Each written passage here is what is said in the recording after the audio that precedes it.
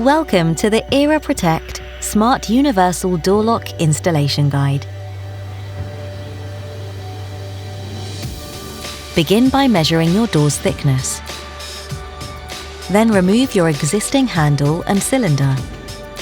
Next, install the operating cam and determine the handle direction. Adjust the internal handle if needed. Fit the screw pillars.